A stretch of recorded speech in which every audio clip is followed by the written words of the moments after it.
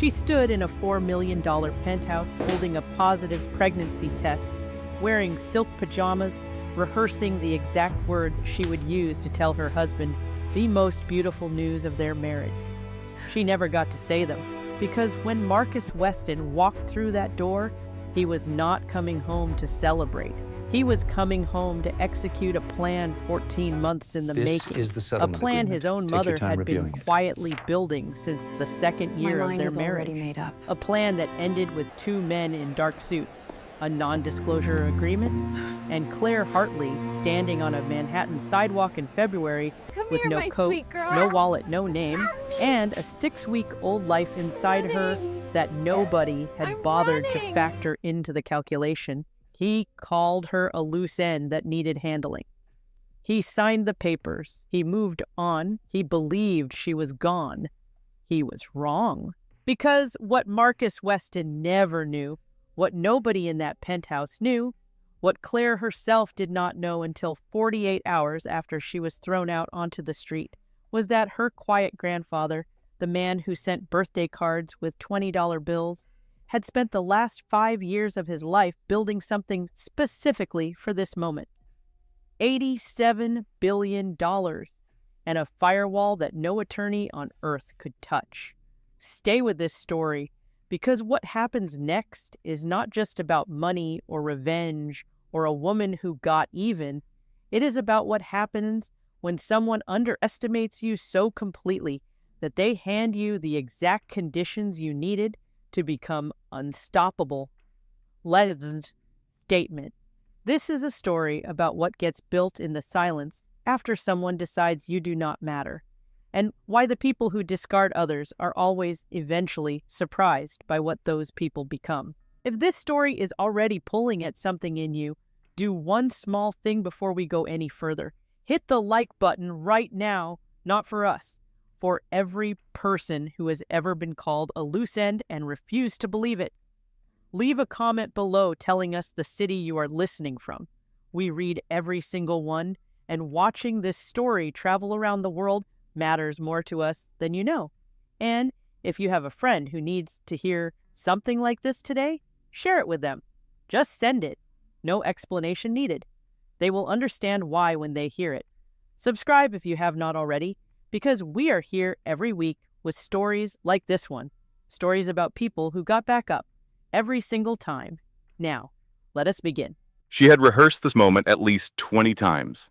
Standing at the bathroom mirror with the positive pregnancy test sitting on the edge of the sink, Claire Hartley had run through every version of how this morning could go. The version where Marcus pulled her into his arms before she finished the sentence. The version where he went quiet for a moment and then smiled the way he used to smile in the early years, slow and real and reaching all the way to his eyes.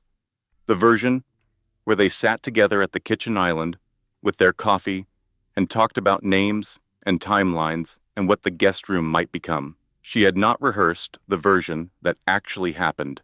But before any of that, before everything fell apart in the span of a single morning, there was Sophie. Sophie Hartley, Claire's best friend since their freshman year at Northwestern, was on FaceTime from her apartment 3 blocks away, propped against her own kitchen counter in the oversized sweatshirt she had owned since 2011 and absolutely refused to throw away. She was eating cereal directly from the box, which she did when she was either nervous or happy, and this morning it was both. "Say it again," Sophie instructed, but this time without the thing. What thing? The jazz hands thing. You do jazz hands when you're nervous. It completely undercuts the gravitas of what you're trying to communicate. I do not do jazz hands. Claire, honey, I have documented evidence. Claire looked down at her hands, which were, she admitted privately, doing something in the general vicinity of jazz hands. She flattened them against her thighs and took a breath. "I'm pregnant," she said, steady, clear, normal hands. Sophie pointed at her through the phone screen. "Perfect. That was perfect. Do it exactly like that. You're not very calming for someone who's supposed to be calming me." I'm enormously calming. You're just too nervous to notice. Sophie set down the cereal box. Her voice shifted slightly, dropping the comedy. Hey, how are you actually doing? Claire looked at the test on the sink. 6 weeks. She had known for 4 days and had carried the knowledge alone the way you carry something fragile in both hands. Carefully, not quite able to look away from it. I'm okay, she said. I think I'm okay. I just need him to know. Once he knows, I can breathe. He's going to be happy, Sophie said. She said it with the particular firmness of a person who is choosing to believe something because the alternative was not worth entertaining at 8 in the morning. I know, Claire said. She almost believed it. Marcus Weston came through the front door of their Upper East Side penthouse at 9:47 in the morning, a full day earlier than his scheduled return from Chicago. Claire heard his key in the lock and felt something shift in the air of the apartment. The way pressure changes before weather arrives. She told herself it was nothing. She told herself she was reading into ordinary sounds because she was nervous about an ordinary conversation. She was wrong on both counts. He looked different, not in any way she could have described precisely to another person, not thinner, or more tired, or visibly changed, just different in the way that a familiar room looks different when the furniture has been moved slightly, when everything is where it should be, but the proportions are subtly wrong. He smelled different, not his cologne, which she would have recognized anywhere after 4 years of marriage. Something underneath it. The faint ghost of another apartment's air, another life's particular warmth. She noticed. She filed it. She told herself she was inventing things. You're back early, she said from the kitchen doorway. Meeting got moved up. He set his bag down near the entrance and crossed to the coffee machine without quite looking at her. How are you? Good. I was hoping to talk to you actually. I tried calling yesterday. Long day, meetings back to back. He poured coffee into a mug. What did you want to talk about?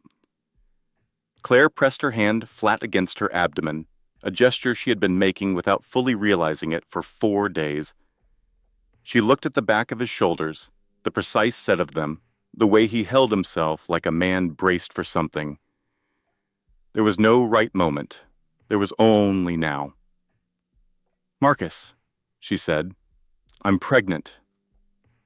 The kitchen went absolutely silent. She watched his face. She had imagined this moment so many times, in so many versions, that she knew immediately when the version she got was none of the ones she had prepared for.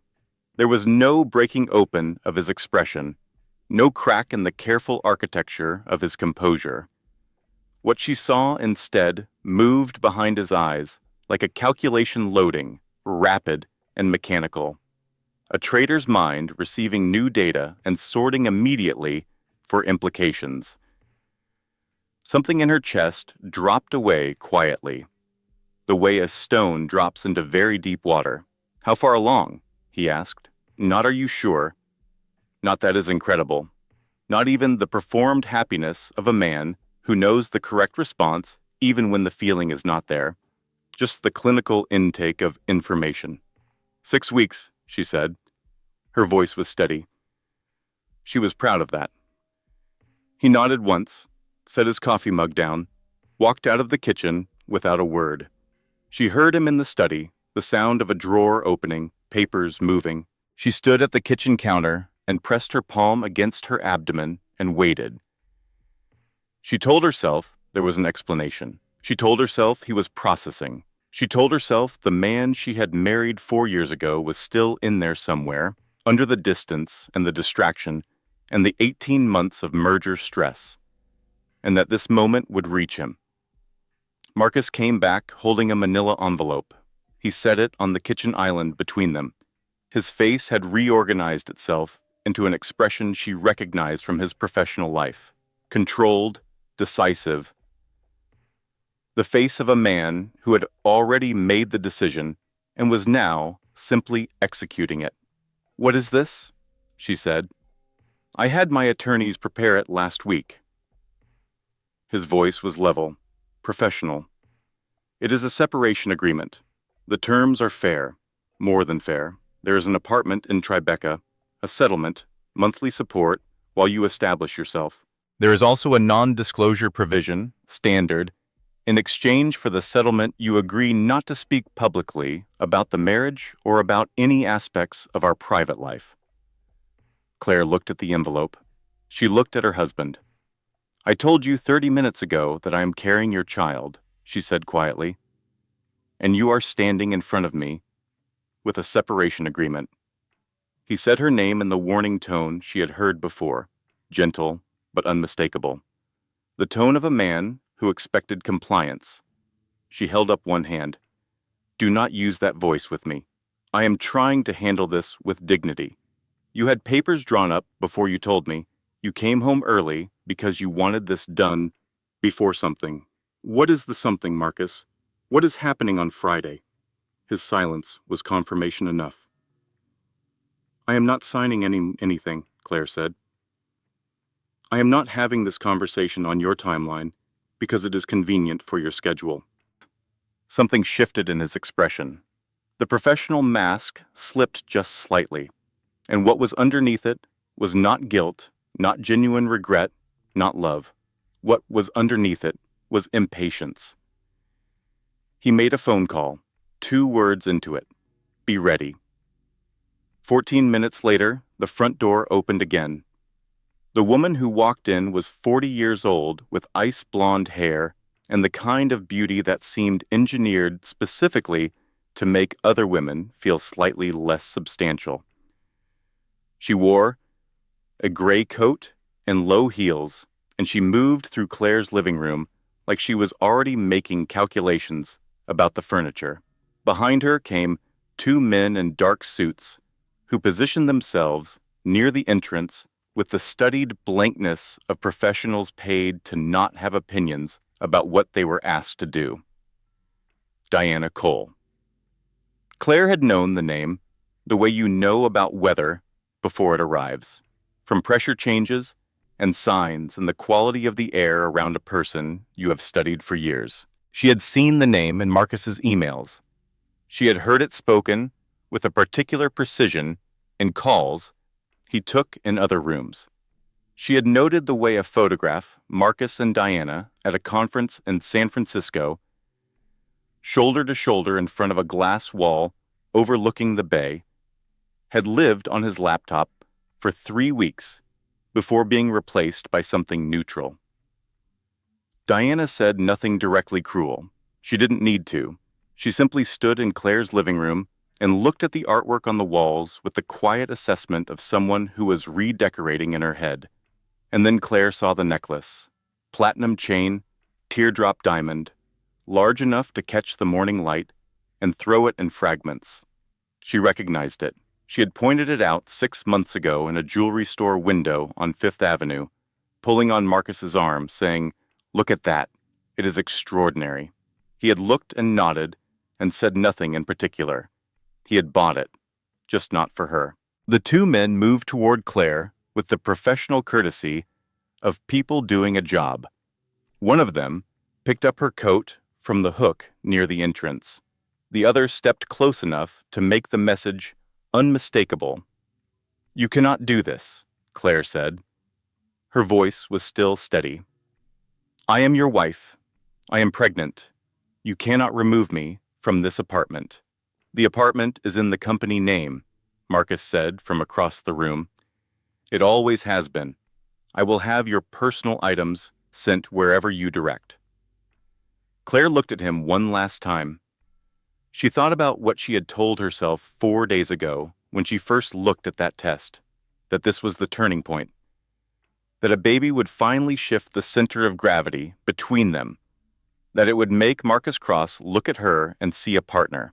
She picked up her phone from the coffee table. She did not take the coat. She walked past Marcus without looking at him. She walked past Diana Cole, who watched her go with those cool, assessing eyes and said nothing. She walked out the front door and into the hallway and pressed the elevator button with a hand that had finally begun to shake.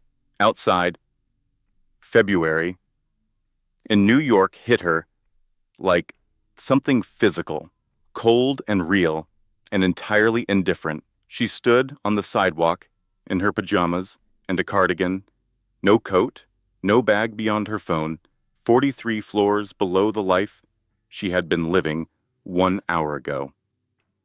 She called Sophie. Sophie answered on the second ring, still in the oversized sweatshirt, cereal box in hand. "Why are you outside in your pajamas?" Sophie said. "I got evicted from my own marriage," Claire said. A pause, the sound of the cereal box being set down. "I'm putting on shoes," Sophie said. Sophie booked the hotel over the phone before she finished putting on her shoes.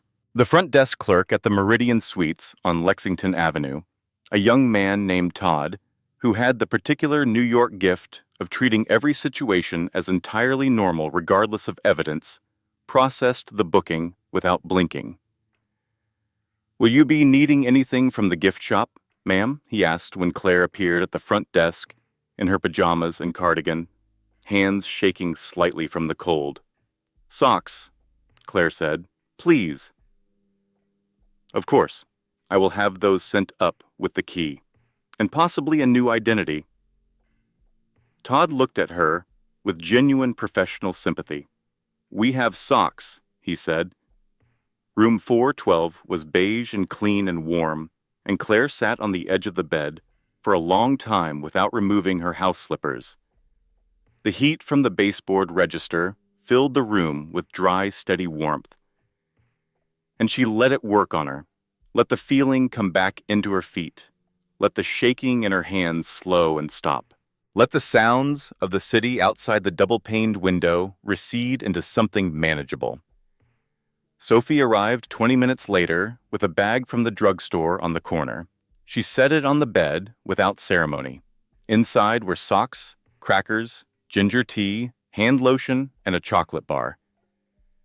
"The chocolate is medicinal," Sophie said, sitting on the edge of the bed beside her. "Don't argue with me about it." Claire looked at the bag. Something cracked open slightly in her chest. Not grief yet. Not the full weight of what had happened. Something smaller and more immediate. The specific gratitude of a person who has been remembered by another person at exactly the right moment. "Thank you," she said. "Don't. Tell me everything." So Claire told her. The 14 months, which she had suspected but never confirmed and was now confirming out loud for the first time.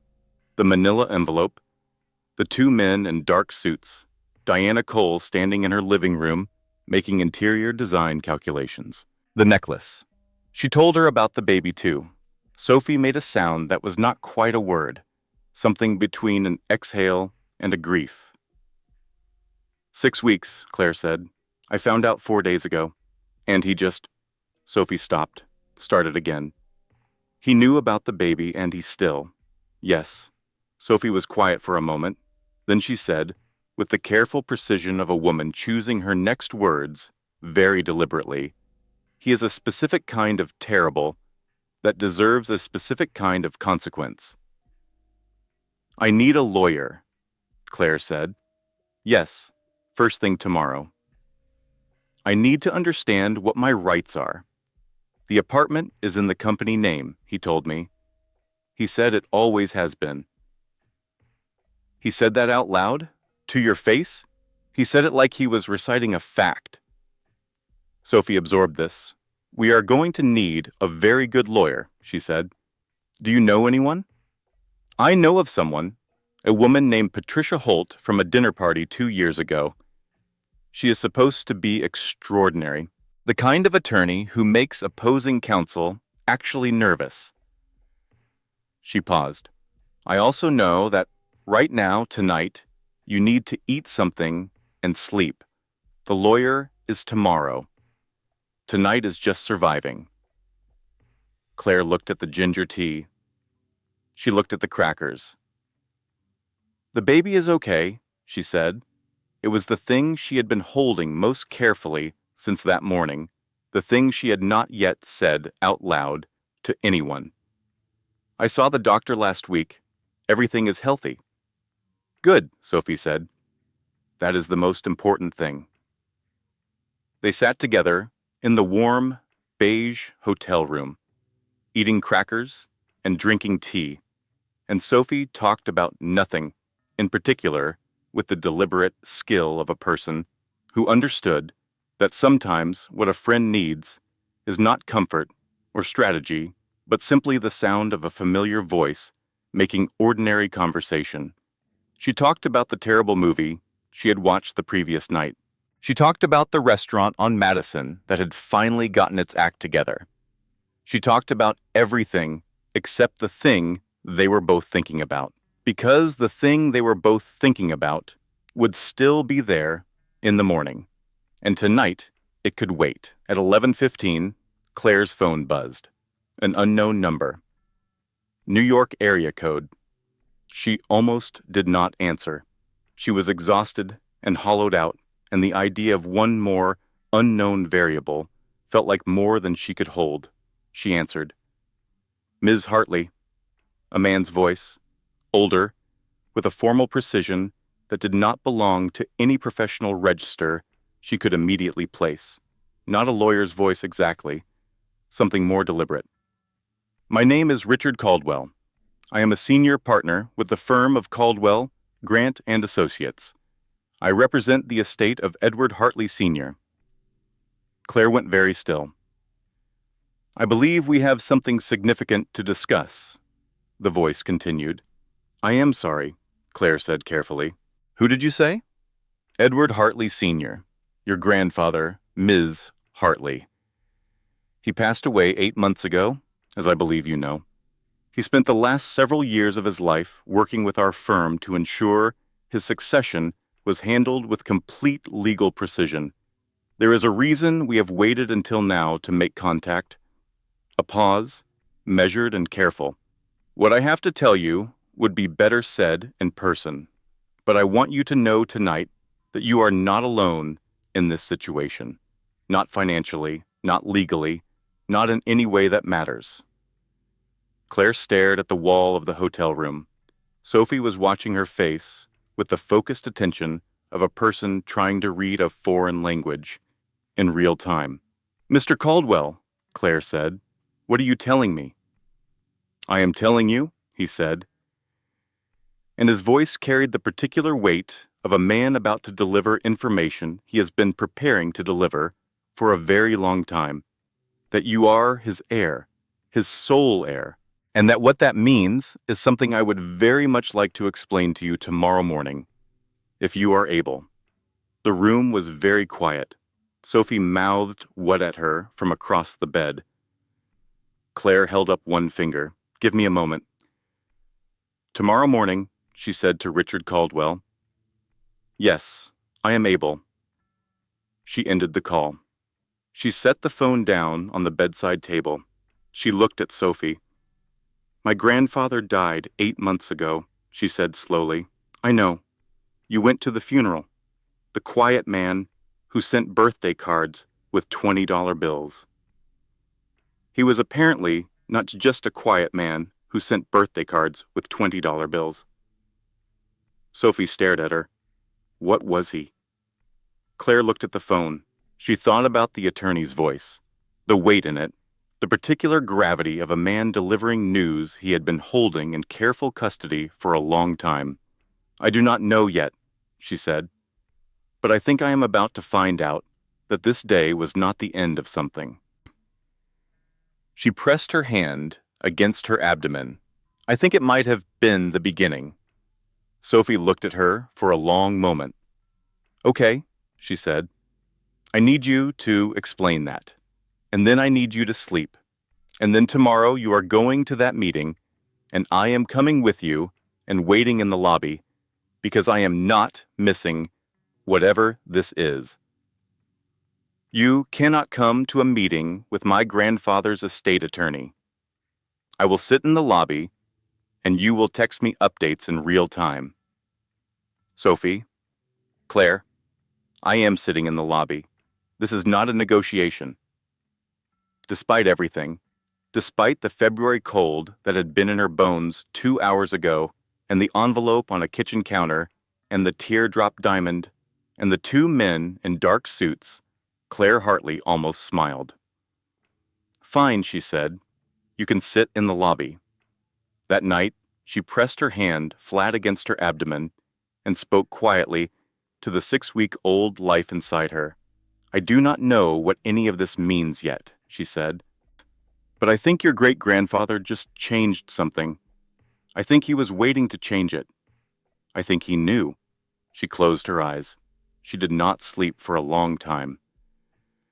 But when sleep finally came, it was deeper than she expected. Downstairs in the lobby, a young man named Todd finished his shift and handed off to the night clerk and told him, entirely without embellishment, that room 412 had been a very interesting check-in. The night clerk, who had been doing this for 9 years, simply nodded. In this city, in this hotel, interesting was always the beginning of something. The offices of Caldwell, Grant and Associates occupied 4 floors of a building on Fifth Avenue that communicated, in the quiet language of genuinely old money, that whoever worked here had been working in buildings like this for a very long time and had never once needed to prove anything to anyone. The lobby alone was the kind of space that made you feel, not smaller exactly, but more careful. High ceilings, with original plasterwork, dark wood paneling that had been dark for decades, without being heavy. The particular quality of silence that expensive carpet and serious architecture create together. Sophie looked around the lobby with the expression of a person recalibrating rapidly. "I will be right here," she said, pointing to a leather chair near the entrance. "Text me everything." "I will text you what is appropriate to text." "Text me everything," Sophie repeated. Richard Caldwell was exactly what his voice had suggested. Tall, silver-haired, late 60s, with a face that had once been handsome and was now simply distinguished. He met Claire in the lobby himself, which she registered as unusual. He walked her to a conference room on the 31st floor with a view of Central Park that in the February morning light was genuinely extraordinary. He poured water from a crystal pitcher. He did not offer small talk. "Ms. Hartley," he said once they were seated, "what I am about to tell you is going to require some context. I would ask that you allow me to lay it out completely before asking questions." "All right," Claire said. He opened a folder on the table between them. "Your grandfather, Edward Hartley Sr., was born in 1939 in Pittsburgh, Pennsylvania. The son of a steelworker. He built his first business at 24 with $1,100 and a handshake agreement with a supplier in Ohio. By 35, he had 3 companies. By 50, he had founded what became Hartley Industrial Holdings, a diversified industrial and real estate holding company operating across 17 states and portions of Canada." He turned the folder toward her. "Your grandfather spent the last 5 years of his life locating you, verifying your identity, and working with our firm to ensure the succession was legally unassailable. He had 1 daughter, your mother, Margaret. She died when you were 9. After her death, you went to live with your maternal aunt in Ohio, and your grandfather, for reasons I will explain in a moment, was not in contact." He paused. "He never stopped knowing where you were. He simply waited until the timing was right, until the legal structure was right. He was a careful man." He turned another page. Claire looked at the documents spread across the conference table. She looked at the numbers. She read them once, and then again, and then a third time. $87 billion. She looked up. "The estate has been held in trust pending the completion of the succession process," Caldwell said. "The genetic verification was completed 6 months ago using a sample obtained through your physician with proper legal authorization. The results confirmed your biological relationship to Edward Hartley Sr. with a probability of 99.96%. He looked at her steadily. "You are his heir, Ms. Hartley, his sole heir. The inheritance is yours. The question is only when and how you choose to claim it. Claire sat with this for a long moment. She thought about the apartment 3 blocks from here, where she had grown up in Ohio with her aunt, the 2-bedroom house on Elm Street with the yellow curtains and the cracked driveway. She thought about her mother, Margaret, who had worked as a bookkeeper for 22 years and bought her school clothes at the end of summer sales and had never, not once, mentioned a father who was anything other than a distant and complicated absence. He and my mother were estranged, Claire said. For the last 12 years of her life, yes, there was a disagreement, significant and painful, about choices she made and choices he made. He believed he was protecting her. She experienced it as control. By the time either of them was ready to reach across the distance, her illness had progressed further than either of them had understood. Caldwell was quiet for a moment, for he spent the rest of his life trying to correct what he considered the central mistake of his. Not the business, not the money, the distance from his daughter and from you. Claire pressed her hand against her abdomen without quite realizing she was doing it. Then Caldwell slid a photograph across the table. Claire looked at it. The photograph showed 2 men in a conference room. One of them was older, gray-suited, unfamiliar. The other was Marcus Weston. This photograph was taken 14 months ago, Caldwell said carefully, at a meeting between Marcus Weston's legal representatives and the estate attorneys for a separate Hartley family trust, a smaller holding that had been publicly searchable. It appears that Mr. Weston, through his own due diligence, became aware through back channels that his wife was a potential beneficiary of a significant estate. The details of the primary inheritance were sealed, but the existence of the Hartley family connection was, with sufficient investigation, discoverable. The room was very quiet. He knew, Claire said. The words came out flat, not a question. We believe he had reason to suspect that you might represent a significant financial liability to him in the event of a divorce proceeding. If the inheritance transferred to you during the marriage, the legal framework around marital assets becomes considerably more complex. Caldwell met her in eyes. The timing of the separation papers, served the morning after his early return from what was described as a business trip, suggests a degree of deliberate sequencing. Claire sat very still.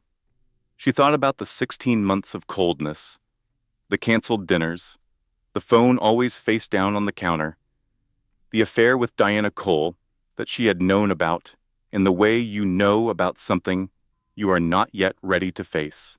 She had told herself he had fallen out of love with her. He had not fallen out of love with her. He had been managing his exposure the entire last year, she said quietly. He was not pulling away because he stopped loving me. He was positioning himself, making sure the marriage ended before the inheritance became relevant.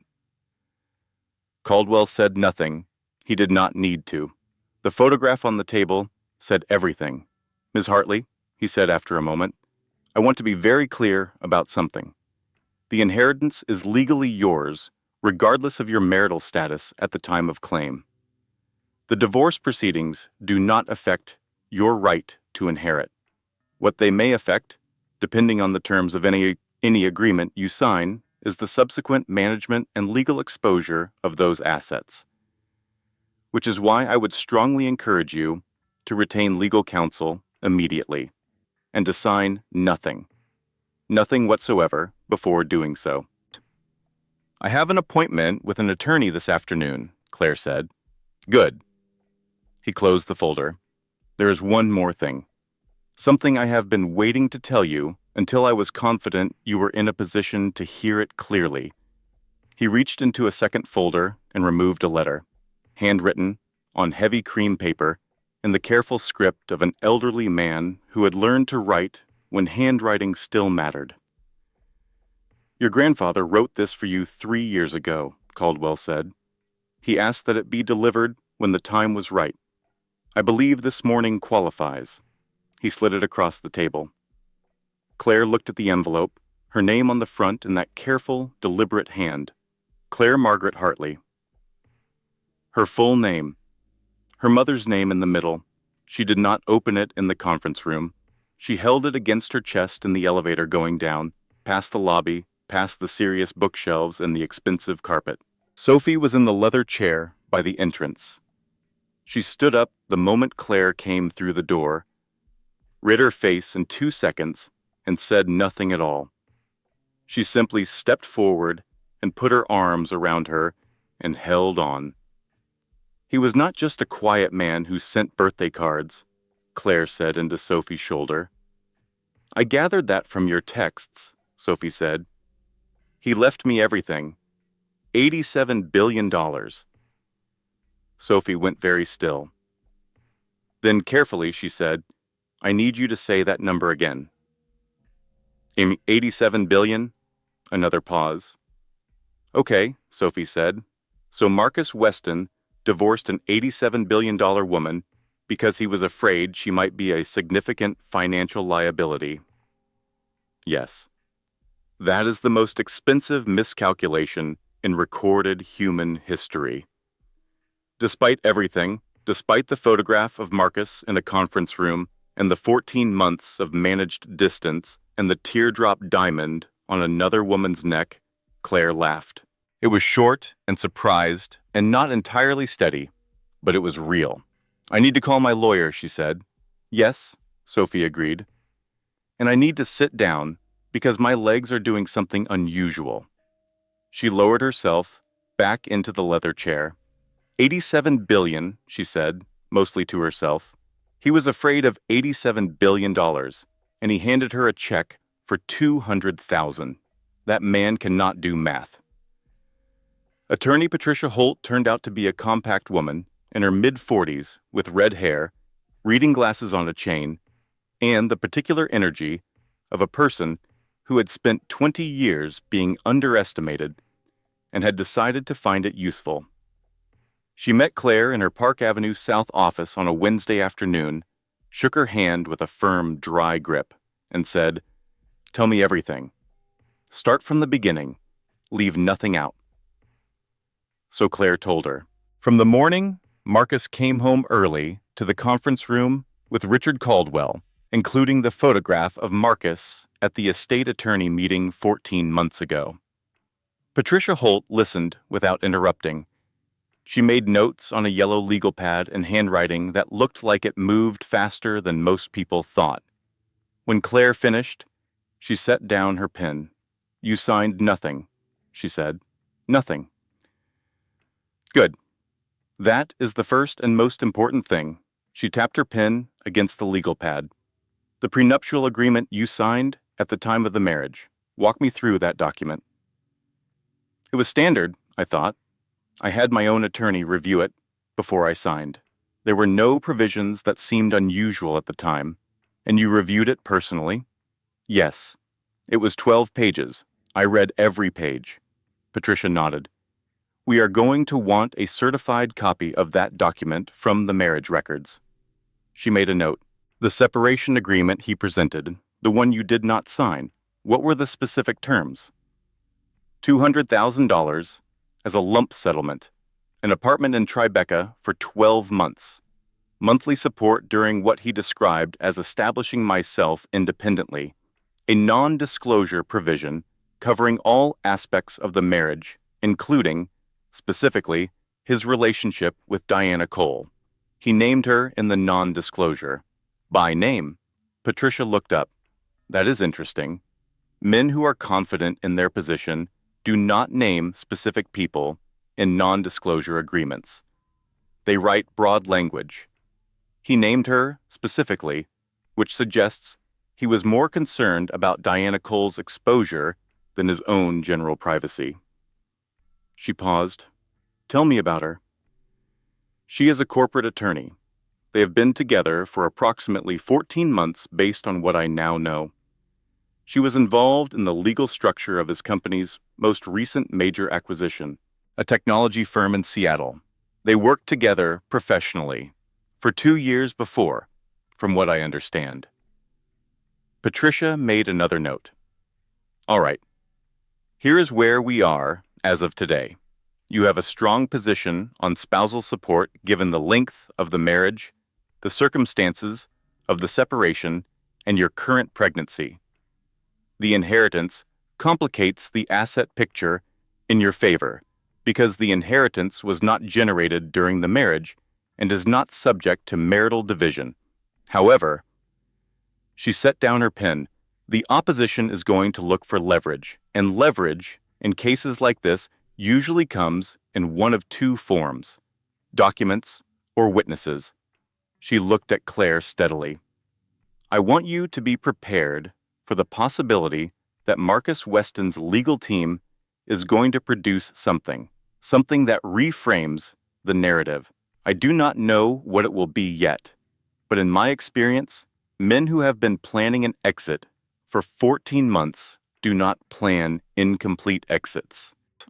3 days later, at 8:47 in the morning, Claire found out what it was. She was in the hotel room eating crackers and reviewing the documents Richard Caldwell had sent over when her phone rang. Patricia Holt. Her voice was careful in a way that instantly tightened something in Claire's chest. I need you to come in this afternoon, Patricia said. Marcus's legal team filed a counter-motion this morning. What kind of counter-motion? A pause.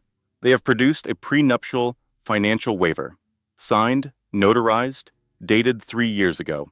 It eliminates your claim to any marital assets and includes language that could complicate the inheritance claim. I did not sign a prenuptial financial waiver, Claire said. The prenuptial agreement I signed had no such provision. I know, Patricia said. The signature is yours. Claire sat with this for a moment. The signature is mine, she repeated. Forensically, yes. The handwriting matches your signature across multiple documents. The notarization appears legitimate. The date is consistent. Another pause. I want you in my office this afternoon so we can go through this together.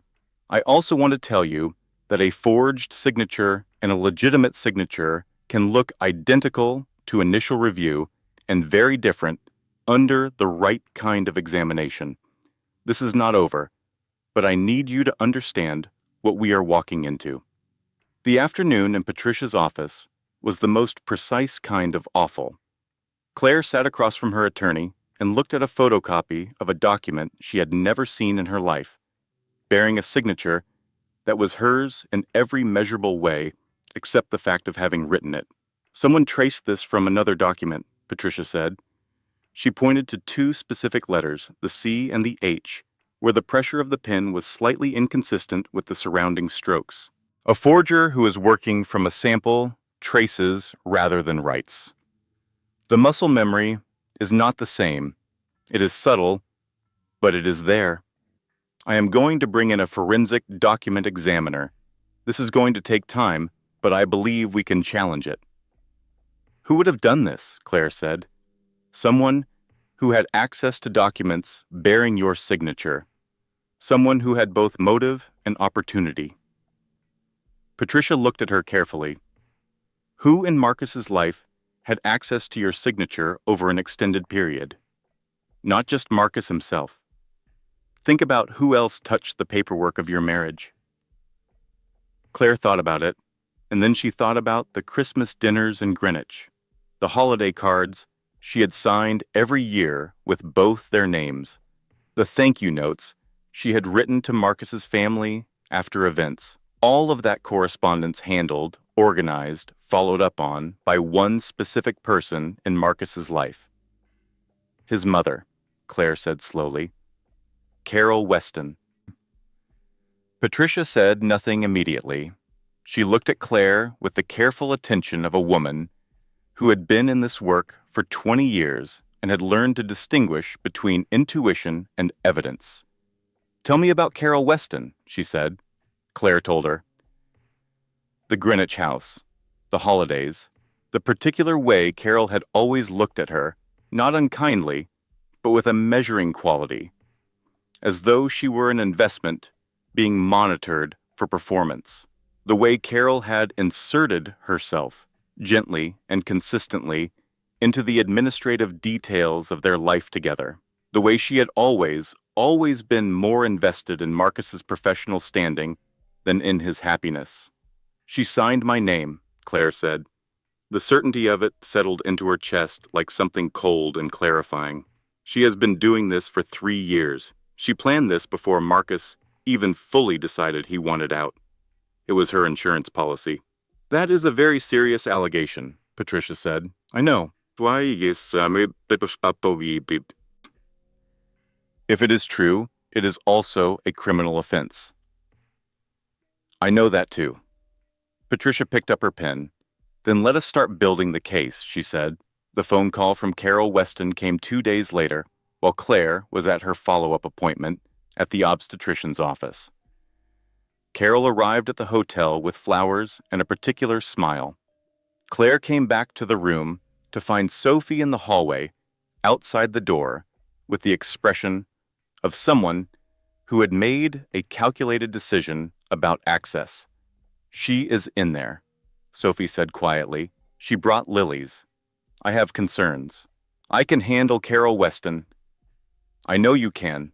I just want you to know that I am standing 6 feet away from this door, and I have opinions about how this goes, Claire went in. Carol sat in the armchair near the window, the flowers already in the vase on the desk, as though she had rearranged the room to her preference. She was 63, well-maintained, wearing the particular kind of understated jewelry that announces serious money to people who know how to read it. I want you to know, Carol said, before Claire had fully sat down, that I had nothing to do with any of this. The way Marcus handled this was wrong. I told him so.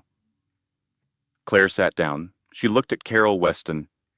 She had known this woman for 4 years. She had made her pecan pie at Christmas. She had thanked her, genuinely, for the wedding gift, for the birthday cards, for the small ceremonial kindnesses that had felt like family and had apparently been something else entirely. I appreciate you coming, Claire said. She did not say, I believe you. She let Carol talk. For 20 minutes, Carol was warm and sympathetic and careful, suggesting that a quiet private settlement would be better for everyone, especially the baby, especially given how these things became so complicated and unpleasant when they went through the courts. She pressed Claire's hand when she left. She said she would always think of her as a daughter. That evening, an email arrived from an anonymous address. The subject line read, "You should hear this." The attachment was a voice recording, 23 seconds long. Carol Weston's voice, clean and recognizable, on a phone call. She will not fight it. She never fights anything. That is why Marcus married her. 3 days later, through the investigator Patricia had retained, Brenda Walsh entered the picture. Brenda Walsh was 41 and had been Marcus Weston's executive assistant for 6 years. She was methodical and meticulous, and she had, apparently, been keeping records of things that were not strictly her professional responsibility to record. She contacted Claire's attorney directly. She came in for a meeting. She sat across the conference table and placed a leather portfolio on the surface and said, with the particular gravity of someone who had been making a decision for a long time, "The notary who certified the prenuptial financial waiver works exclusively for Carol Weston's personal attorney. I have the billing records, I have the dates, I have emails that connect the document." Preparation to a meeting at Carol Weston's home in Greenwich that took place 11 weeks into Marcus and Claire's marriage. Patricia looked at the documents. Carol Weston forged that prenup, Brenda said. Not Marcus. He knew about it. He benefited from it. But he did not prepare it. She did. As an insurance policy, in case things did not work out the way she planned. The room was very quiet. Claire thought about the pecan pie. She thought about Christmas in Greenwich. The beautiful house and the careful welcome and the 4 years of small, deliberate kindnesses that had felt like love and had been something else entirely. She forged it the same year we went to their house for Christmas, Claire said. Sophie, who had been sitting quietly in the corner of the conference room, said, "What kind of pie did you make her? Pecan?" "She does not deserve pecan," Sophie said. For the first time in 10 days, Claire felt something clarify in her chest. Not hope exactly, not yet, but the specific quality of a situation that has been opaque suddenly becoming legible. They had the document examiner, they had Brenda, they had the billing records and the emails, they had Carol Weston. For 11 days, everything moved in the right direction. The forensic document examiner confirmed Patricia's assessment of the forged prenup with a written opinion that used words like conclusive and traceable pressure inconsistencies. Brenda Walsh's records connected the document preparation to Carol Weston's Greenwich home with a specificity that left very little interpretive room. Patricia filed a formal challenge to the prenuptial financial waiver on the grounds of fraudulent preparation. Marcus's legal team went quiet.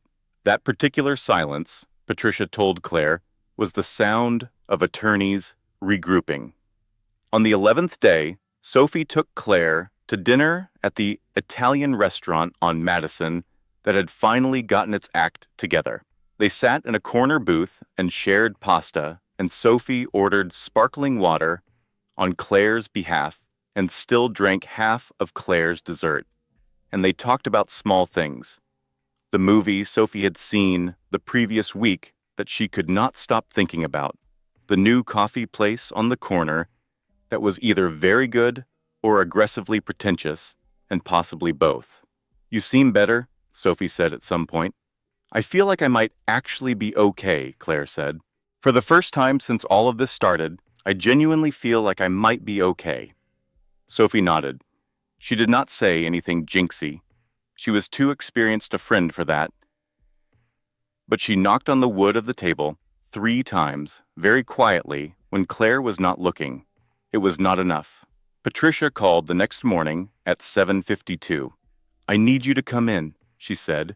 The careful voice. Claire recognized it immediately now. "What happened?" "Marcus's team filed an emergency motion this morning. They are seeking an injunction to freeze all assets connected to the Hartley estate, pending what they are describing as a full investigation into the circumstances of Edward Hartley Sr.'s estate planning." Claire sat down on the edge of the bed. "They are arguing," Patricia continued, "that you exerted undue influence over an elderly man you had minimal contact with in order to position yourself as his sole beneficiary. They are further arguing that the estate planning process was conducted under conditions that raise questions about Edward Hartley Sr.'s cognitive capacity in his final years. "He was perfectly competent," Claire said. "He spent 5 years preparing that succession with one of the most respected estate firms in the country." "I know. We know that. But an emergency injunction does not require proof. It requires sufficient argumentation to convince a judge that a freeze is warranted while the matter is investigated. And Marcus's team is very good at arguing."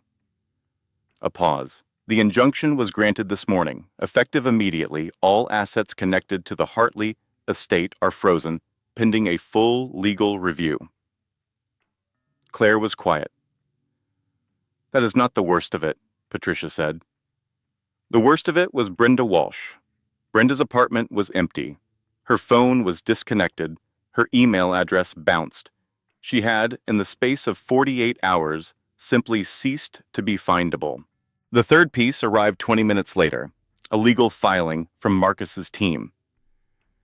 With the primary forgery witness gone, they were filing a counter motion to have the prenuptial financial waiver reinstated as a valid document, pending new forensic review by an examiner of their choosing. In one morning, the inheritance frozen, the primary witness gone, the forged prenup back in play. Claire sat on the hotel bed for a long time. Sophie arrived in 22 minutes with cereal and a look on her face that said she had read all 3 text updates and was managing her own reaction very carefully on Claire's behalf. "Tell me," Sophie said. Claire told her. Sophie set the cereal box down. She sat across from Claire on the hotel bed. She looked at her friend's face with the particular intensity of someone taking inventory of structural damage. "Okay," she said. "Okay," Claire said. "I am processing. Give me a moment." Sophie was quiet for 10 seconds. Then she said, "He disappeared, Brenda Walsh. Someone did. It was Carol. It has to be Carol. She is the one who had the most to lose from Brenda's testimony." "That is possible. Patricia's investigator is looking into it. And the injunction. 60 to 90 days minimum for a full estate review, according to Richard Caldwell. The assets are frozen until the court is satisfied that the estate planning process was legitimate." Which it was. Which it absolutely was. But legitimate processes can take a very long time when someone is motivated to delay them. Sophie looked at her steadily. "What are you feeling right now?" "Not strategically. Actually feeling." Claire looked at her hands. She thought about the morning 3 weeks ago when she had stood in a hotel lobby in her pajamas and asked for socks. She thought about the conference room on Fifth Avenue and the number 87 billion and the letter from her grandfather that she had read 3 times now, alone, late at night, until she could hear his voice in it, even though she had only met him a handful of times. "I feel," she said carefully, "like I am watching something be taken from me again, and I am very tired of that feeling." Then her phone buzzed.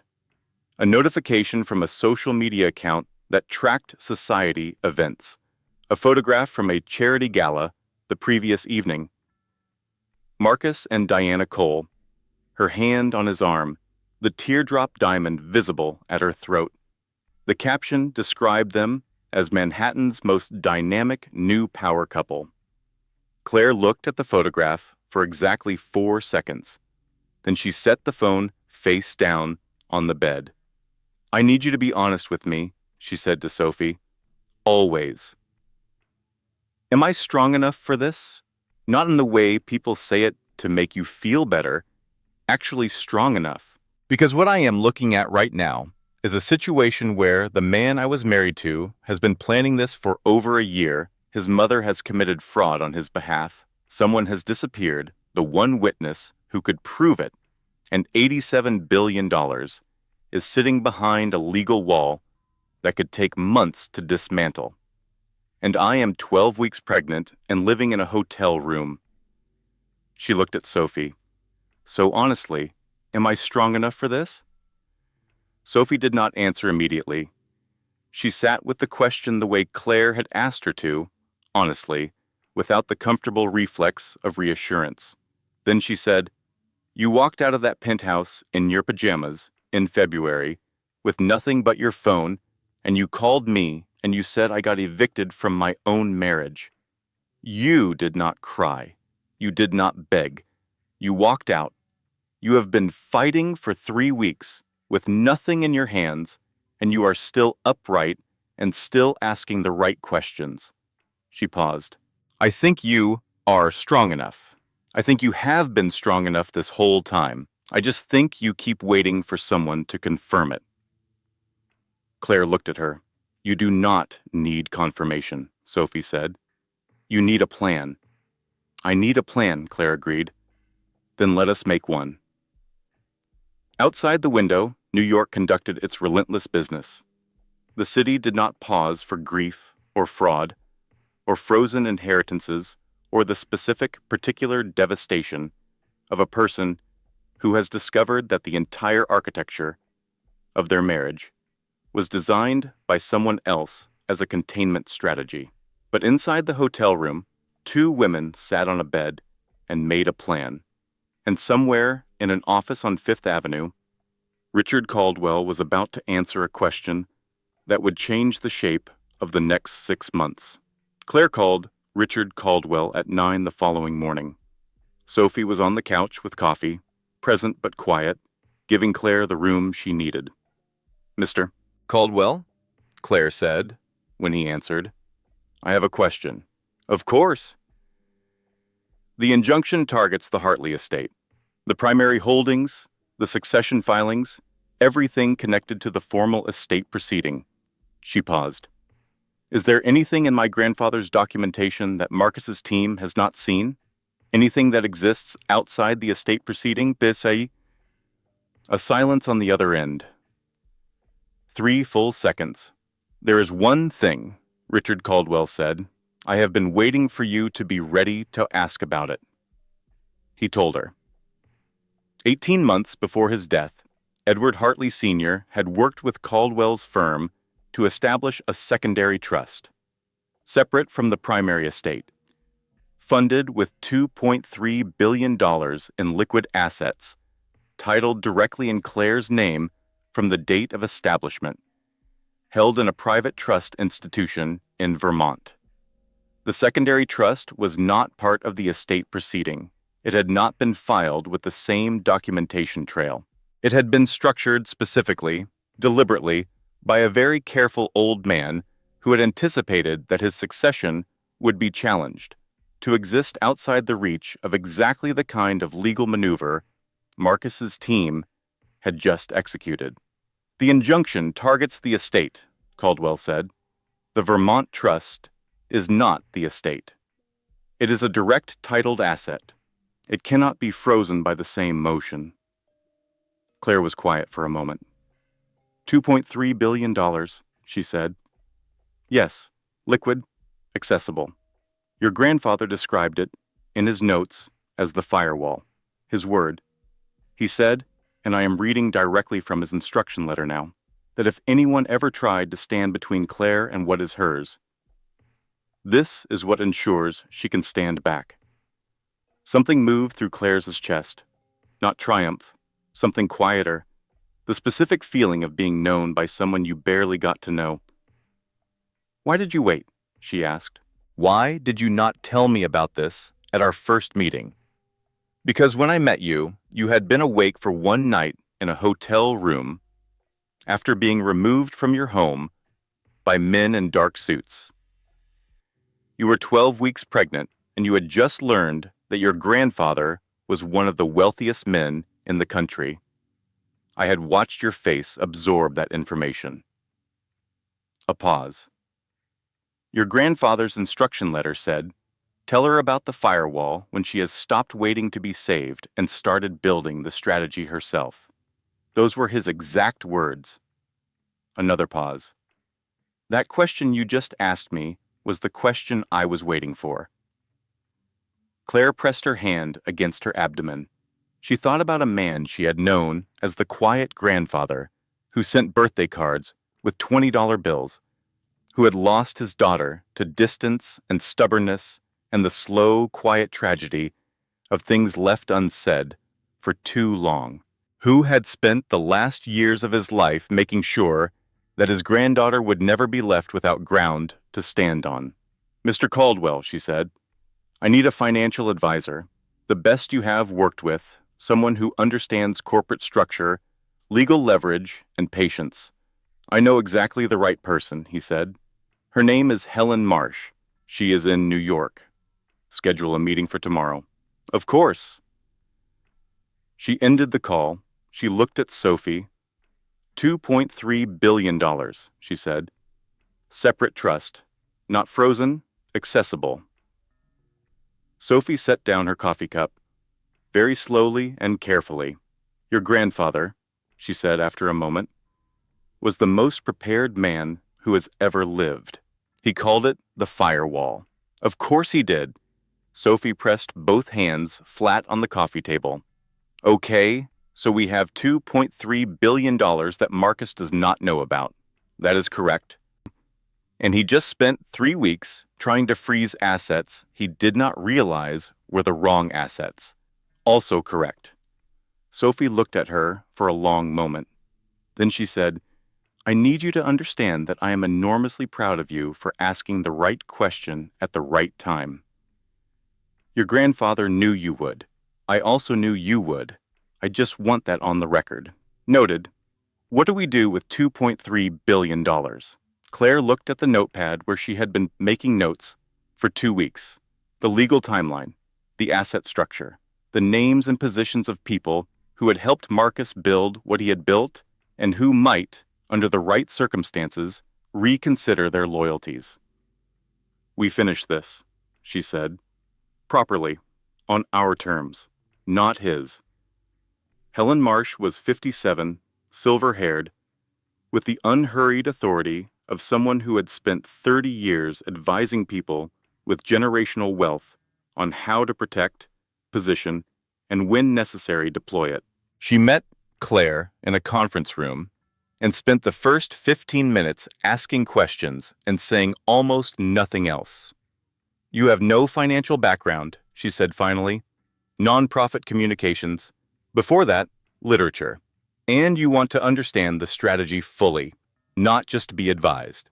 I need to be able to walk into any room and know exactly what is happening and why. I need to be able to make the decisions myself. Helen studied her. Most people in your position hire people like me to handle it, so they do not have to understand. I understand that is easier. I am not interested in easier. Claire looked at her steadily. I have specific objectives. They require patience, and they require the ability to operate without anyone knowing what I am building until it is already built. I have time, I have capital, I have a very clear picture of what I want the outcome to look like. She paused. What I need is someone who can help me build the architecture. Something shifted in Helen Marsh's expression. The professional equivalent of heightened attention. Tell me the objectives, she said. So Claire told her. The next 4 months were the quietest and most deliberate of Claire Hartley's life. From the outside, very little appeared to be happening. She was a pregnant woman in a hotel room in New York, navigating a divorce proceeding and an estate challenge through her attorneys. She attended her prenatal appointments. She ate meals. She had long phone calls with Sophie, who had taken to calling every morning at 8 and every evening at 9 with the regularity of a scheduled appointment. From the inside, she was building something. Helen Marsh turned out to be everything Richard Caldwell had promised. Precise, patient, possessed of a financial intelligence that expressed itself not in volume, but in accuracy.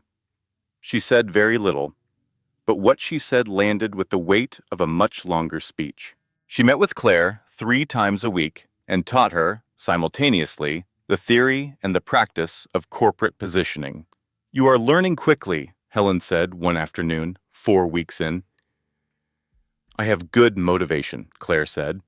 There were several things being built at once. The first was information. Patricia Holt's investigator located Brenda Walsh in Portland, Oregon, exactly where Sophie had predicted at her sister's house. Brenda had been relocated there by Carol Weston, who had paid for the flight and wired 3 months of salary as a thank you for her discretion. She was not, it turned out, disloyal to Claire. She had been extracted, against her better judgment, by a woman she had been too intimidated to refuse. When the investigator reached Brenda, she agreed to a video deposition within 48 hours. She was, the investigator reported, visibly relieved to be asked. The video deposition was 37 minutes long and covered, in precise and documented detail, the preparation of the forged prenuptial waiver, the involvement of Carol Weston's personal attorney, and the specific communication chain that connected the document to its fraudulent notarization. Brenda had kept records. She was a meticulous woman by nature and had understood, even as she allowed herself to be relocated, that she might one day need them. Carol Weston's criminal exposure was now fully documented, witnessed, recorded, and in the hands of Patricia Holt. The second thing being built was financial. Through holding companies that Helen structured with surgical precision, Claire began acquiring secondary debt positions in three of Marcus Weston's key institutional creditors. The amounts were not large enough to trigger disclosure requirements. They were large enough to matter at the right moment.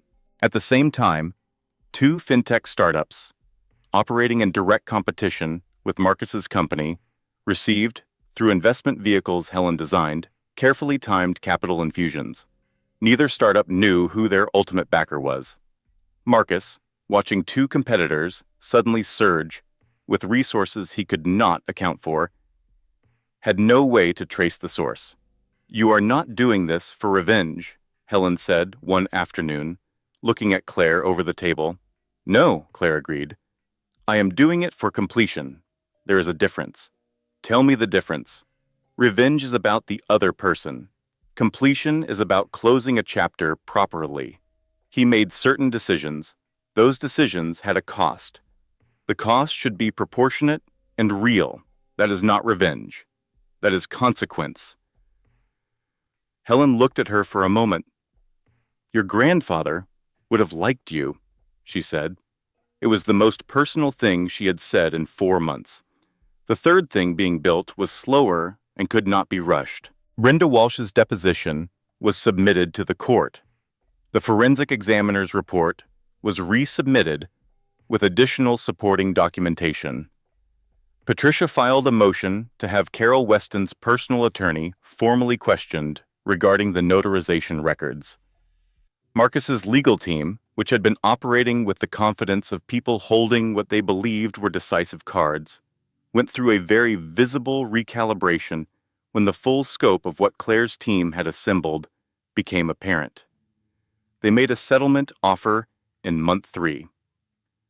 Patricia called Claire with the details. "It is better than the original," Patricia said. "Significantly better." "What is their timeline?" "They want an answer within 2 weeks." "Tell them I need 30 days to review," Claire said. A beat. "You are going to let them wait," Patricia said. "I am going to let them understand that this conversation moves at my pace, not theirs." "Understood. 30 days. Patricia, one more thing. The prenuptial challenge. When the court rules, I want the ruling to be public record. I want Carol Weston's involvement documented in the official record. That is already likely, given the nature of the filing. I want it certain. Then we will make it certain." On a Wednesday evening, in her 7th month of pregnancy, Claire sat in the hotel room that had become, against all expectation, something close to a home. She had a reading chair by the window. She had a small shelf of books. She had a yellow lamp that Sophie had brought over one afternoon without explanation, saying only that the overhead lighting was terrible, and she was not going to spend another evening watching Claire read under fluorescent light. She opened the letter from her grandfather for the 4th time. His handwriting was careful and deliberate, the handwriting of a man who had grown up in a time when what you wrote on paper was meant to last. "Dear Claire Margaret," it began. "By the time you read this, I will be gone, and I suspect the world will have shown you something difficult. It has a habit of doing that to heartly women. Your mother was the strongest person I ever knew, and I spent too many years failing to tell her so. I am telling you now because it is what I would have told her if I had been braver and less stubborn and less convinced that time was something I had plenty of. You are going to be all right, not because I have left you resources, though I have, and I hope they serve you well. You are going to be all right because I watched you grow up from a distance, which is the most painful way to watch someone grow up. And what I saw was a person who gets back up. Every time, not dramatically, not for an audience, just quietly, consistently, every single time. The firewall is for emergencies. The rest is just yours. Use it as you see fit. I am sorry I did not know you better. I intend to spend whatever time remains making sure you know the important parts. With love, always, grandfather. She folded the letter and held it against her chest. Outside the window, New York was doing what it always did, loud and alive and entirely itself. 6 weeks later, on a Tuesday morning in April, Claire Hartley's daughter was born. She named her Eleanor. Eleanor Hartley, clean and complete, a name that did not carry anyone else's history. Not a grandmother's name or a literary reference or anything Marcus had ever casually mentioned. Just Eleanor. Sophie, who had been in the waiting room for 6 hours and had eaten an entire bag of pretzels, wept immediately upon being shown a photograph and then denied it for the rest of the day. I had something in my eye, Sophie said. You cried. I had something in my eye for approximately 12 minutes. Sophie. She is very small, and she has your grandfather's nose, and I had an emotional response to that, which is entirely normal, and I am not discussing it further. Claire lay in the hospital bed with Eleanor on her chest and called Richard Caldwell. She is here, she said. Eleanor Hartley. A pause on the line, something quiet in it. Congratulations, Ms. Hartley, he said. Your grandfather would have been very pleased. She did not call Marcus. Patricia's office notified his legal team, as required by the custody framework being established. His team acknowledged receipt and requested documentation. The documentation went into the legal file. The legal file continued to grow. Eleanor was 6 weeks old when two things happened in the same week. The first was that the court issued its ruling on the prenuptial waiver challenge. The document was declared fraudulent with prejudice. The forensic evidence was cited extensively. The ruling noted, in language that would become public record, that the preparation of the forged document had been traced to the offices of a specific attorney working on retainer for Carol Weston, and that the circumstances strongly indicated deliberate, fraudulent intent. Carol Weston's attorney, reading the ruling, immediately filed a motion to distance his client from the findings. It did not succeed. Patricia called Claire at 7 in the morning. The prenup is gone, she said. Permanently. It is out of the case. Good, Claire said. Eleanor was asleep on her chest. There is more. Carol Weston was contacted by the district attorney's office yesterday afternoon regarding the forgery findings. She has retained criminal defense counsel. How did Marcus react? His team has been very quiet since the ruling came down. That is the reaction of people who have just realized the ground is significantly different from what they thought. The second thing that happened was a text message from an unknown number that arrived on a Thursday morning. Ms. Hartley. This is Brenda Walsh. I wanted you to know that testifying was the right thing. I should have done it sooner. I hope you and the baby are well. Claire typed back, Thank you, Brenda. We are well. 2 days later, she sent Brenda a formal letter through Patricia's office acknowledging her cooperation and confirming that her employment records and references from her 6 years with Marcus's company would be handled through proper channels. She also enclosed a personal note, handwritten, that said simply, What you did required courage. It mattered. She did not expect a response. She received one anyway. A single line on plain notepaper. He called you a loose end once. On a phone call, I had to transcribe. I have thought about that phrase every day for 2 years. I am glad the story ended differently. Claire sat with that for a long time.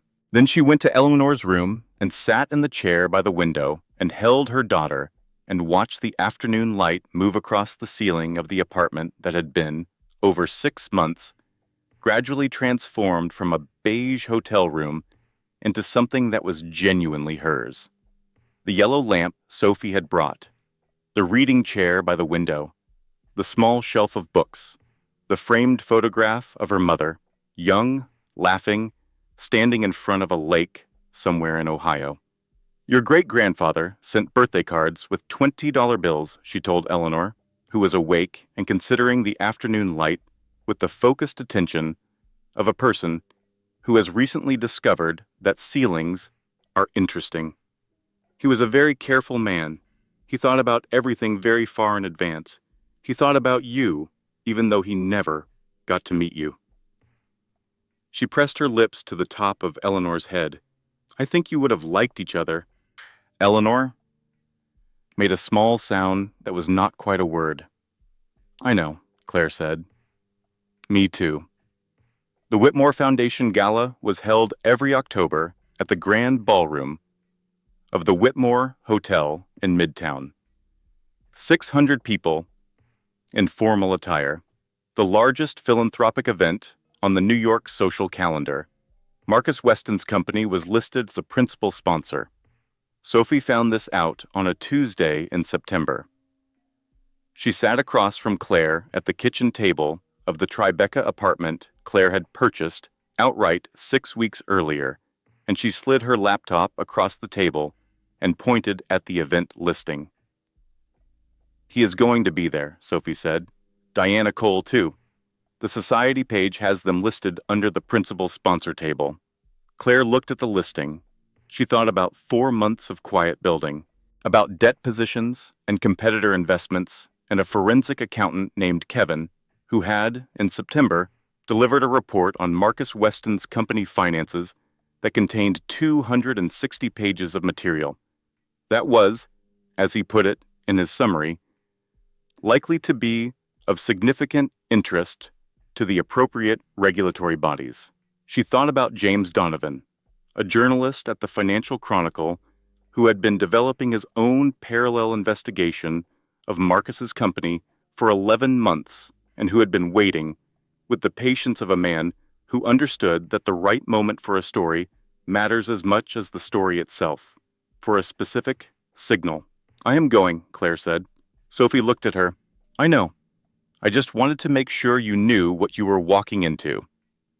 I am walking into a room full of people who watched what happened to me and moved on without a second thought. I am walking in as someone who did not disappear the way they expected. She looked at the event listing, and I am walking in with a plan. Tell me the plan, she told her. The plan had 4 components. The first, Kevin's forensic report, delivered to the Financial Industry Regulatory Authority through an attorney in Washington who specialized in whistleblower protections, filed the Monday following the gala. The second, James Donovan's article, 17 months in the making, fully sourced, covering the revenue projection discrepancies in Marcus's most significant acquisition and the communications that indicated they were known and deliberately concealed, filed Saturday night, embargo lifting Monday morning. The third, Helen Marsh's debt call, invoking the contractual rights embedded in the secondary debt positions Claire's vehicles had quietly accumulated over 4 months. Executed Tuesday morning. The fourth, Claire at the gala, Saturday evening, giving Marcus Weston exactly 30 seconds of warning before his world changed. Sophie read back through her notes on the plan. That is either brilliant or terrifying, she said. Yes, Claire agreed. And you are going to walk into that room in what, exactly? I have not decided. Sophie closed her laptop. I have decided, she said. Navy blue, architectural. Nothing that tries too hard. You are not performing. You are simply present. There is a difference. The dress Sophie found was midnight blue with a neckline that was elegant without announcing itself. Claire tried it on in the Tribeca apartment on a Friday afternoon with Eleanor in the bouncer chair in the corner of the bedroom, examining the proceedings with the serious attention of a 6-month-old who had opinions about everything. Well, Claire said. Sophie looked at her for a long moment. You look, she said carefully, like someone who built something in the dark for a year and is about to turn on the lights. Is that a compliment? It is a very specific compliment, yes. The night of the gala, they arrived at 8:15. Not early enough to seem eager, not late enough to make an entrance that announced itself as an entrance. The exact moment when a room full of perceptive people would notice a new arrival and process it in real time. Claire checked her coat. She took a glass of water from a passing tray. She stood at the edge of the ballroom for 30 seconds and oriented herself. She found Marcus near the far windows in a group of 6. Black tuxedo, slightly thinner than she remembered, the sharpness of his jaw more pronounced. He was performing the particular kind of social energy that was also professional maintenance. Very good at it. Always had been.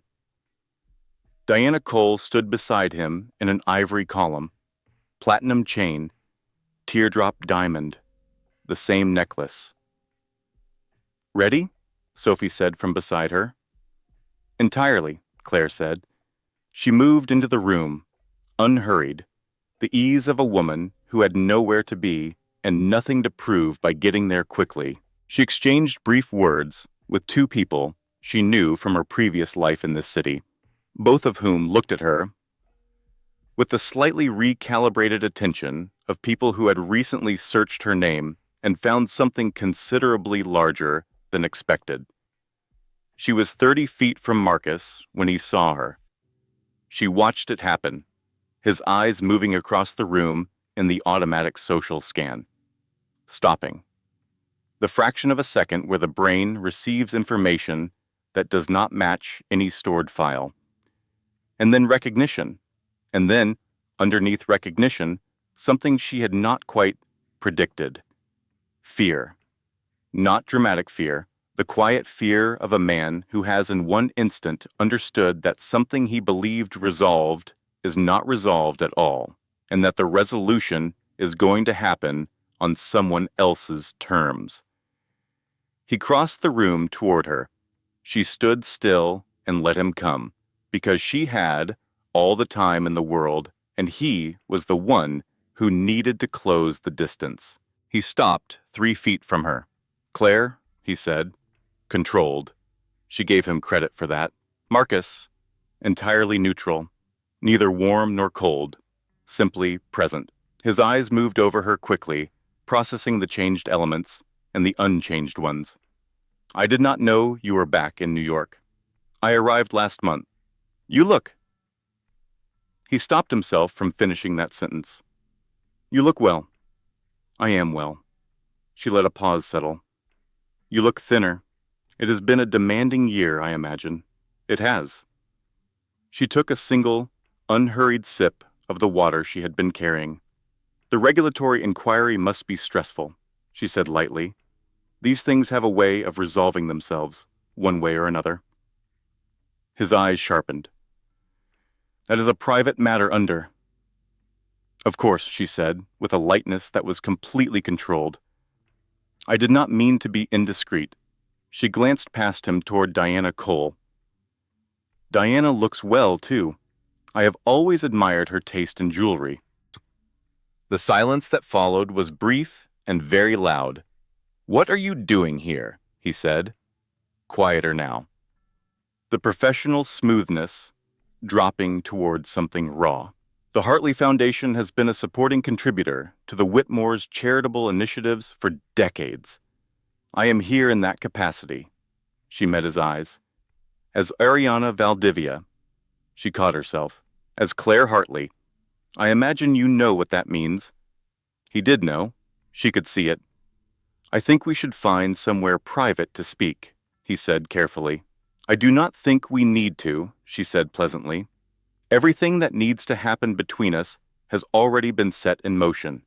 You will understand that fully by Tuesday." She set her water glass on a passing tray. "I hope you enjoy the rest of your evening." She turned and walked away. She did not look back. Sophie fell into step beside her near the entrance. "Well," Sophie said. "Done," Claire said. How did he look? She thought about his face, the control, and underneath it, the fear. The rapid visible recalculation of a man who had spent his entire professional life being the person who saw the moves before anyone else, who controlled the pace and the terms, now understanding for the first time that he was several moves behind and had been for over a year. He looked, Claire said, like a man who just realized the board was different from what he thought. Sophie handed her a glass of water. "Let us get some food," Sophie said. "I have been running on anxiety and one breadstick since 6 o'clock. There is a full dinner service. I am aware. I have been watching it from across the room for 2 hours like a person watching a cake cool." Claire laughed. The real laugh, full and warm. "Come on," she said. "Let us eat." Sunday passed with the specific quality of hours before a storm. James Donovan's article went to the editors at 9 in the evening. Embargo lifting Monday morning. Kevin's forensic report had been filed Friday through the Washington attorney. Helen Marsh spent the day in the converted second bedroom of Claire's Tribeca apartment, running through every contingency scenario one final time. Claire spent the evening with Eleanor.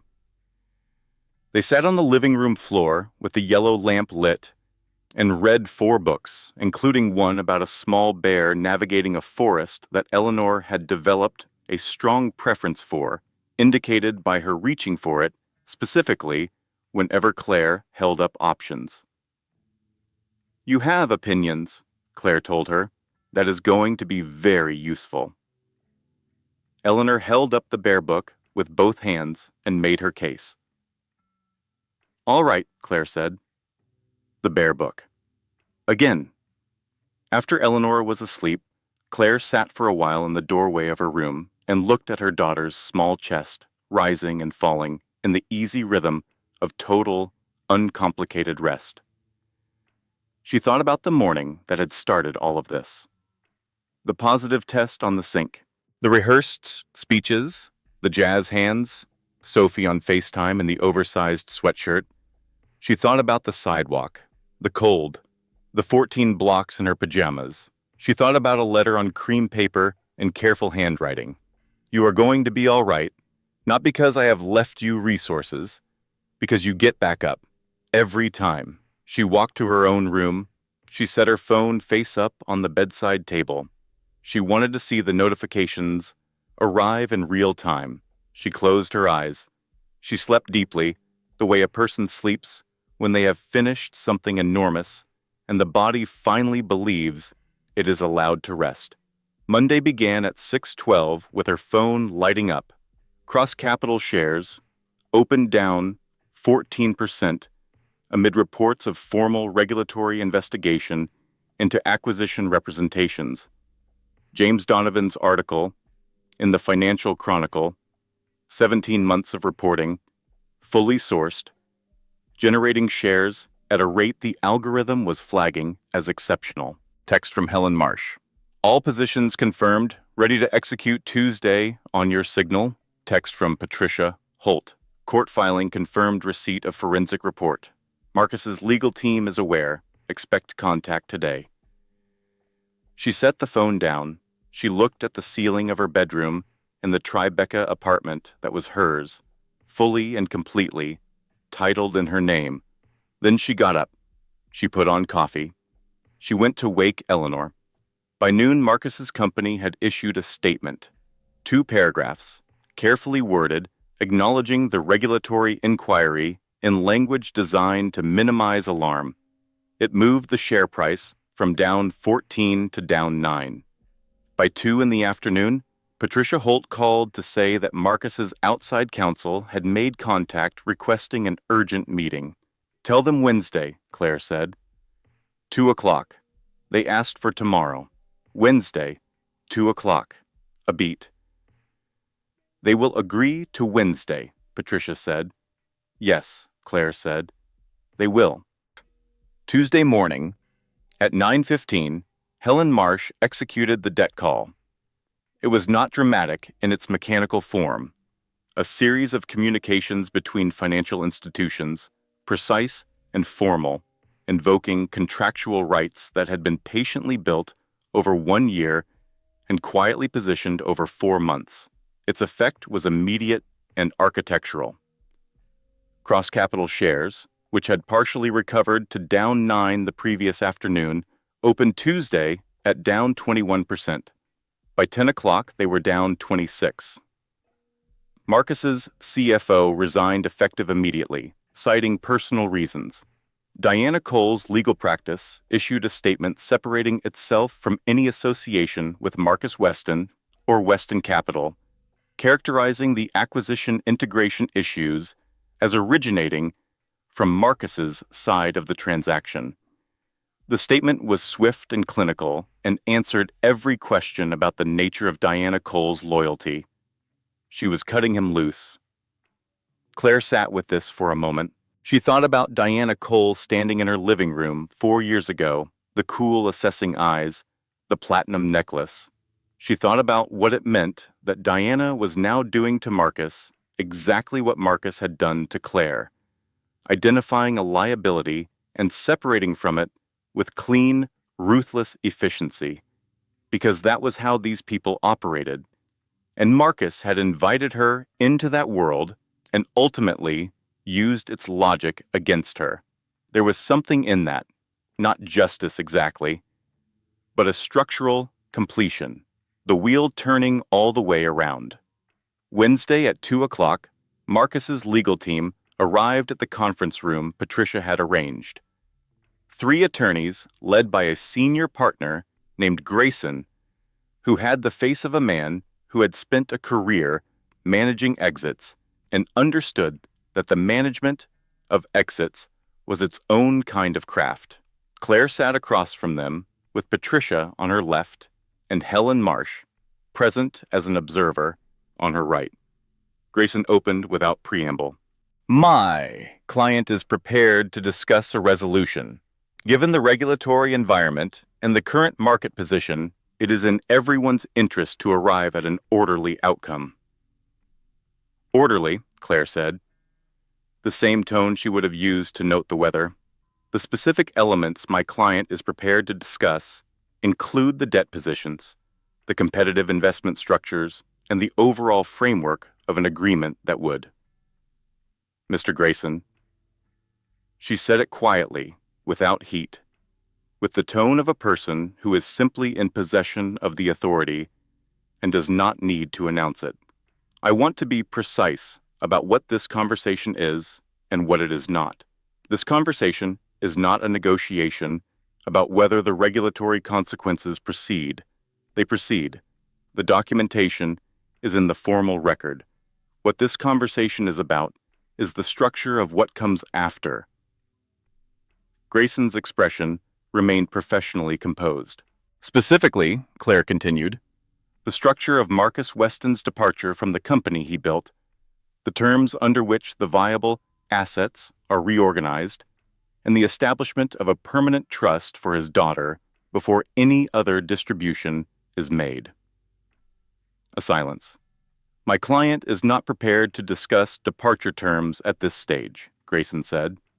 Then I would suggest he become prepared, Claire said, because the alternative is that the debt call proceeds to its natural conclusion without an agreed framework, which means the creditor negotiations happen in the open, under the existing regulatory cloud, with full press coverage. The outcome for your client's personal financial position is considerably less organized than what I am prepared to offer in this room. She paused. I am not interested in destroying Marcus Weston. I am interested in specific defined outcomes. If he is willing to discuss those outcomes in good faith, this can be finished cleanly. Grayson looked at her for a long moment.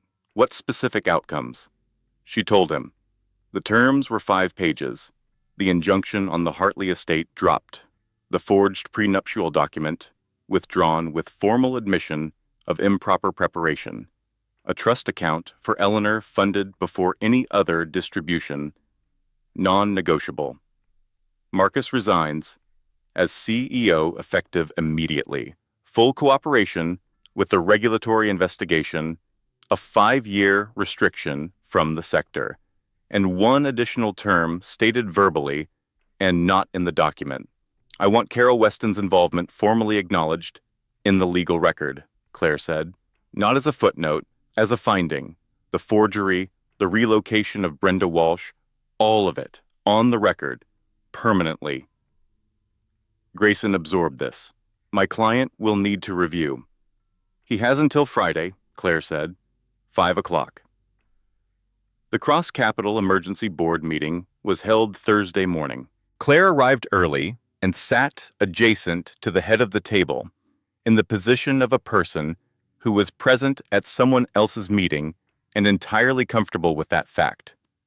Marcus entered last, thinner than the gala, the sharp jaw and dark eyes still present, but operating under visible strain, the way a precise instrument looks when it has been pushed past its calibrated range. He looked at her when he walked in. She met his eyes. The board moved through 40 minutes of procedural presentation. Regulatory exposure, financial position, legal liability. Claire listened without speaking. When the procedural portion concluded, the board chair, a man named Elliot, who had been on the Cross Capital Board for 12 years and had called Claire 2 weeks prior to say, with careful diplomatic language, that he hoped the situation could be resolved in a way that protected the institution, looked around the table. We need to address the governance question, he said. I will speak to the governance question, Marcus said. Every person at the table looked at him. I built this company, he said. His voice was controlled. She gave him that, always. The current situation is manageable. It has been characterized in ways that... Marcus? Her voice was quiet. He stopped. She looked at him steadily across the glass table. The documentation is in the formal record. Preston, Brenda Walsh's testimony, the forensic accounting report, all of it. This is not a conversation about whether the situation is manageable. It is a conversation about what comes next. You do not have a seat on this board, he said. The rawness was closer to the surface. I hold instruments against 3 of this company's primary creditors. I have ownership positions in 2 of your principal market competitors. I have documentation that is part of a formal regulatory file, and I am prepared to provide further documentation as the investigation proceeds. She kept her voice level, factual. I do not need a seat on this board to be the most consequential person in this room, Marcus. I think you know that. The silence that followed lasted long enough for every person at the table to understand, with the clarity that comes when all ambiguity has been exhausted, exactly what was true. Elliot cleared his throat. Perhaps we should discuss the terms that have been proposed. They discussed the terms. Grayson was present. Patricia was present. Helen sat at the end of the table and said nothing, which was its own kind of statement. At 11:40, Marcus Cross looked at the 5-page document in front of him. All right, he said, quietly, without drama, the way a person says a thing that has been inevitable for a while. The word fell into the room, and that was the sound of it. Small and final. Claire did not feel triumph. She had expected to, had occasionally worried that when this moment arrived, it would feel like not enough, that no resolution could carry the weight of what had been lost and remade. But what she felt was quieter and more structural than triumph, the feeling of a thing completed, of a load-bearing wall rebuilt properly this time, in the right place, by the right hands. She stood. She looked around the table, at the board members, at Patricia, at Helen, at the floor-to-ceiling window, and the October skyline behind it. Then she looked at Marcus Cross one final time. The papers will be ready by end of business today, she said. Patricia has the details. She picked up her bag. Her hand was on the conference room door when his voice came from behind her. Claire. She stopped. She did not turn around. What I said, he said. 4 years ago, on the phone, when I called you. A pause. A loose end. That is the one I cannot undo. She stood at the door for a moment. The room was very still behind her. No, she said, it is not. She opened the door. She walked out. She took a cab back to Tribeca because she needed the movement of the city outside the window, the blocks passing, the gradual shift from Midtown to the neighborhood that had become, in 2 months, more genuinely home than 4 years in a penthouse had ever been. Eleanor was in the park with her babysitter. Claire paid the cab and walked to find them. She spotted Eleanor from half a block away, recognizable at any distance by the yellow jacket, by the specific quality of her movement, which was always forward, always committed, always slightly faster than was strictly necessary. She was on the small climbing structure, working her way up with the systematic persistence of a person who had decided that falling is simply part of the process and not a reason to stop. Sophie was on the bench, which Claire had not expected, but which, on reflection, made complete sense. Sophie was not going to be at home on the morning this particular chapter closed. She raised a hand when she saw Claire coming. Claire waved back. She slowed her pace. She let herself take the last half block slowly, let the morning land.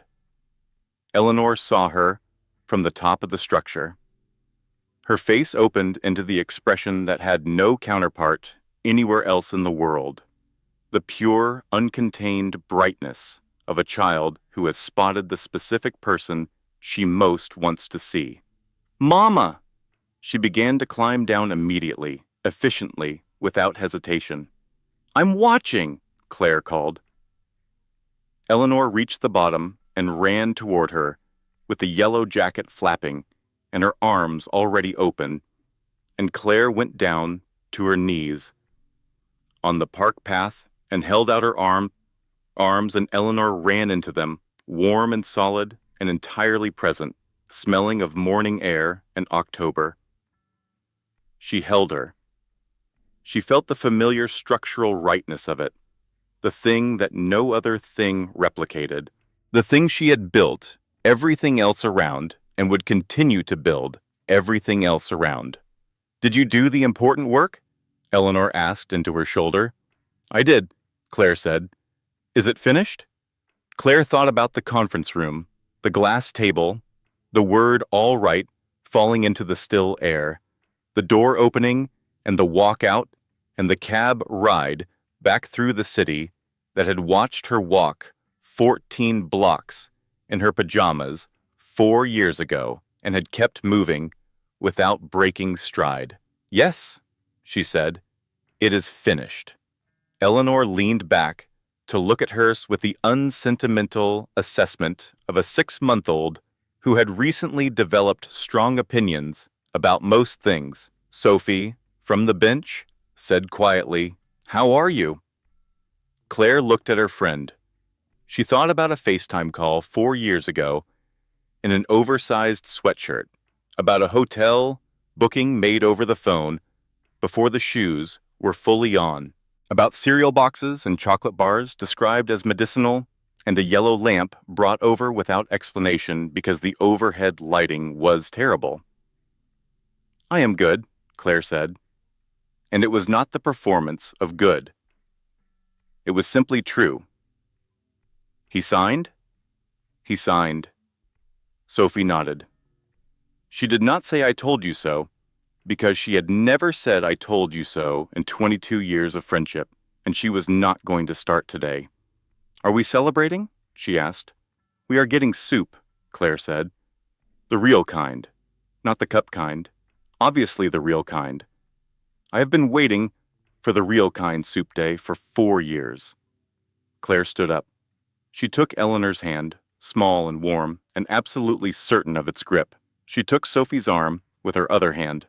The three of them walked out of the park together into the October morning, into the city that received them as it received everyone, without ceremony, without sentiment, with the magnificent indifference of a place that has seen everything and stopped being surprised. She did not look back at the park. She did not look uptown toward Midtown, toward the 41st floor, where the papers were being signed in a glass room above the city. She looked at the street ahead. She looked at the hand in hers. She looked at what was next. The morning light was extraordinary. The city was loud and alive and entirely itself. Claire Hartley walked forward into it, and she did not stop, and she did not look back. And the only thing she felt, clean and complete, and larger than any single word she had for it, was free. Closing disclaimer. The story you just experienced was carefully researched, written, and hand-edited by our team. Every narrative detail, emotional beat, and character arc was built manually with the intention of delivering something meaningful, not just entertaining. We believe stories have the power to remind people of their own strength at exactly the moment they need it most. Thank you for trusting us with your time. It is not something we take lightly.